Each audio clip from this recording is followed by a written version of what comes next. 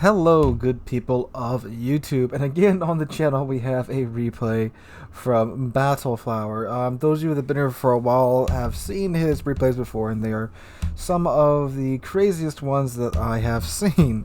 So, for his trick for us for this for this replay is that he is in a completely stock Vladivostok. All the modules are stock, and we all know the pain of being in a stock ship. Now, he is top tier, so that is helping him, but I mean, still a tier 8 battleship with a range of 16.3 kilometers. Yeah, not that great. So the Vladivostok is quite an interesting ship. This is, of course, the tier 8 Soviet tech line battleship. My experience with it in a fully decked out Vladivostok, so, all upgraded modules and with a pretty high point captain on it, it's an okay ship. The guns can be absolutely trolly at sometimes. The AA when upgraded is absolutely abysmal, so stock AA, I gotta feel bad for Battleflower here. It's a huge ship, and yes, it is well armored, but look at the size of the thing. Look at all the deck space in front of the guns. All the, in terms of the game, unnecessary deck space. Supposedly, the real design for the ship did include that elongated nose because the North Sea is so turbulent, and or someone said it was also meant to be an icebreaker. I don't know why the nose has to be so much longer for that. But anyway, it is what it is. Now, the Vladivostok, like all Soviet battleships, has a sweet zone. It's from about 13 kilometers inward, at least when fully upgraded. Now, he did just drill that Akazuki pretty good, but overpins. That's also another issue with the Vladivostok and, well, all Soviet battleships, is that they have extremely good pins on their main guns. Now, against other battleships, that's fantastic. Against anything else in the game, unless it's a pretty heavily armored cruiser, you're just going to overpin everything. Now, of course, if a cruiser is turning in or out, then of course that's going to increase the effective thickness of the steel, and that will happen. That, like a La Sonere, was turning out, and it angled in such a way that the effective thickness of her armor went up just enough for the shell to arm and detonate inside of her citadel.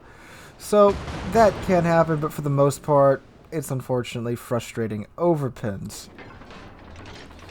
Ooh, nice broadside, Massachusetts, 15 kilometers out. And it's so weird this, because I gotta think, well, this is almost his max range, because I, of course, have a fully upgraded Vladivostok, and it does have more range than this. And unfortunately, it just gets a non-pin on the Massachusetts. Interesting, because the Massachusetts is a really squishy ship. Maybe one of the shells veered off and hit one of his turrets. Now, of course, outside of 13 kilometers, the Vladivostok's guns become extraordinarily inaccurate. As with all the other Soviet battleships, could not steal the kill there on the Z-23, just like all the other Soviet battleships, except for the Sinyov, which it looks like won't see the light of day anymore, and I am very happy about that. Now, these ships are, of course, extremely good at medium to close ranges. Are they the best ships at close range? No, because their citadel is still exposed above the waterline, and their secondaries aren't all that great. The Germans are still by far the best close range brawlers. But these are probably a close second, or maybe a close third behind the secondary American battleships, so ships like the Massachusetts, the Georgia, and the Ohio. Other secondaries are much better, and they don't pin all that much, but they're very good at starting fires. However, they are much squishier, so an argument could be made that the Soviets are the better close-in ships. After playing both the Soviet battleships and having the Massachusetts, the Georgia, and the Ohio, I would have to say that I personally think the Americans are the superior close-range ship than the Soviets. And again, I'm talking close range, 5-6 kilometers, not mid-range. Mid-range, it's kind of a toss-up because the American guns are much more accurate, but then the Soviets have the good pins and the better armor, and you can keep going back and forth. Long story short, these ships are good at medium range. Now, he's doing a good job of keeping his distance from all of that noise back there. But, which is good. You know, early on in the game when, you know, it's only 5 minutes into the game and not a lot has happened, you don't want to be the center of attention, especially in a Soviet battleship, because the ships can take punishment, don't get me wrong. They're very good at, ooh, just a hit on the torpedo protection of the Normandy. They're very good at taking damage, but they cannot take sustained focused fire damage, folks. They cannot oh my god, I cannot talk to the guys. They cannot take being focused fired for very long, because yes, they have a very good damage con, meaning that it comes off a cooldown very quickly, but you can burn through it, and after you burn through all your charges of damage con, you're kind of screwed. And they do get one less heal than the other battleships. Ooh, nice hit there on the Akatsuki, knocked out a turret.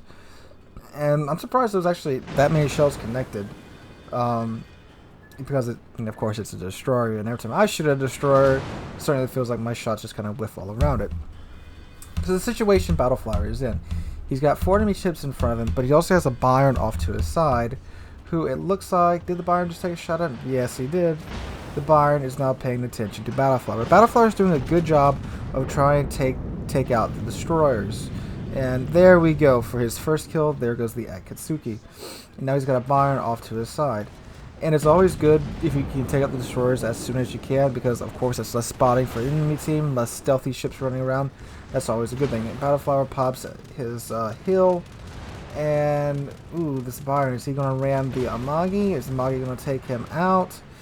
Let's see what happens here. And Battleflower gets him for his second kill of the game. Surprised that Amagi didn't finish him off there. But man, that Amagi took some big hits from that Byron. Byron, of course, a fantastic tier 6 German battleship. So now Battleflower is pushing up with his Amagi friend into the B cap. And, ooh, low health New Orleans. Now, unfortunately, this is 14 kilometers away, and look at that crazy dispersion. And an overpin, of course. Of course it was.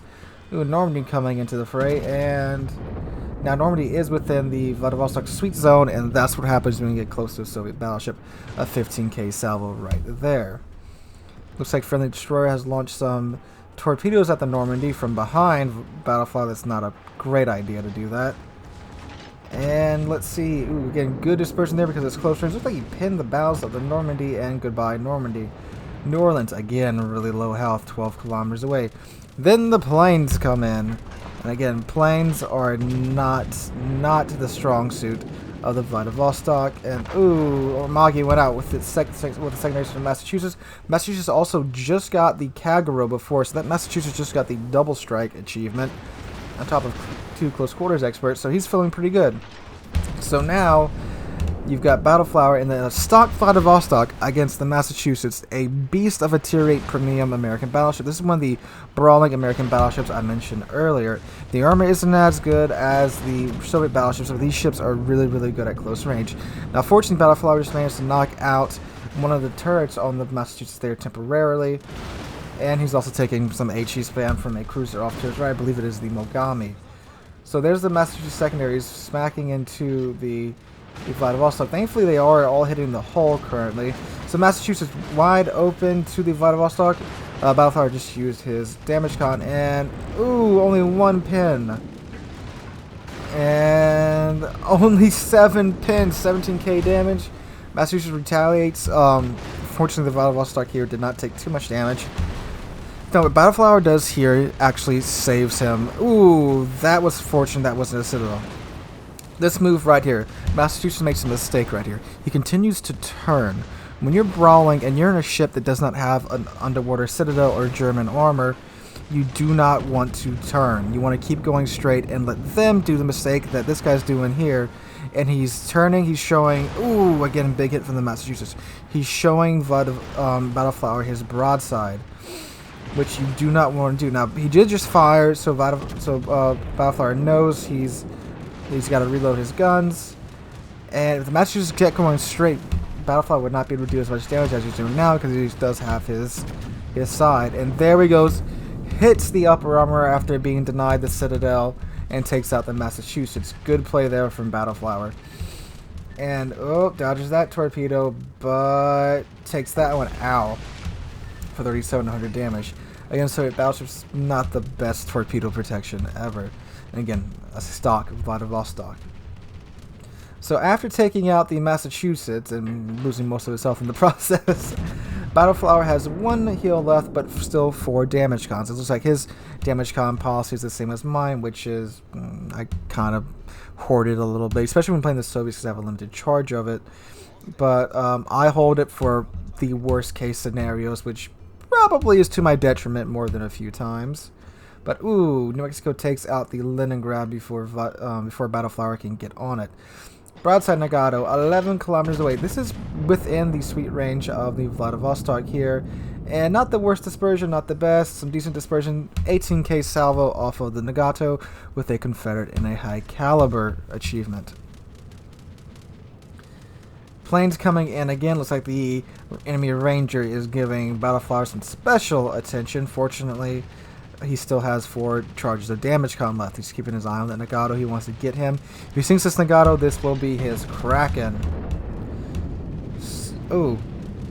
Planes get some bombs off on Battleflower. And there we go. Cool guys will look at explosions. And Battleflower gets his Kraken on a Citadel hit on the Mug. And oh, hello, Ranger. The guy that's been harassing Battleflower for the past couple of minutes. Nice to see you here, buddy. Within 13 kilometers, just on the edge of the sweet range of the Vladivostok, but he is closing in pretty rapidly. So he takes aim right at the dead center of his ship, lets the guns fly, lets the shells fly, and oh dang! I believe that was the New Mexico with a powerful hit to the Ranger, and of course, Battleflower shells just get overpins on the Ranger. Couldn't finish him off and get that 6 kill. Then New Mexico goes ahead and finishes off the Ranger. So great game there from Battleflower, and here's his results. Here he is in the leaderboard, and we'll show another screenshot just showing that this was in fact a completely stock Vladivostok. This is apparently his first Vladivostok game, according to his email. So fantastic job there, outmaneuvering that Massachusetts and not giving to the temptation to do the whole let's dance around in a circle maneuver. Because you know most ships when they brawl and they get in close, they'll kind of do that. You know. What do I want to call it? Just where they kind of chase each other with the rudders jammed full over hard one way or the other. And I mean, it's entertaining to watch, but you're also rocking your ship back, exposing your citadel, and showing the other guy your broadside, which you never want to do in any ship, really. So what he did there was a perfect example of what to do in that situation when you are not a perfect brawling battleship, or a ship that's really meant to be a heavy brawler, versus a ship that is meant to be a brawler like the Massachusetts. So anyway, great game, great results, really entertaining to watch. Thanks for sending it in, Battleflower. So if you have a replay you would like to send into the channel, the link is in the description down below. Feel free to send it in. You might see yourself here up on the channel. Anyway guys, I hope you enjoyed today's video. If you did, please drop a like, leave a comment, and subscribe. We're on our way to 5,000 subscribers, and we're getting there quite fast thanks to you guys. So guys, hope you're having a wonderful Tuesday. I also hope to catch all of you guys in the next one.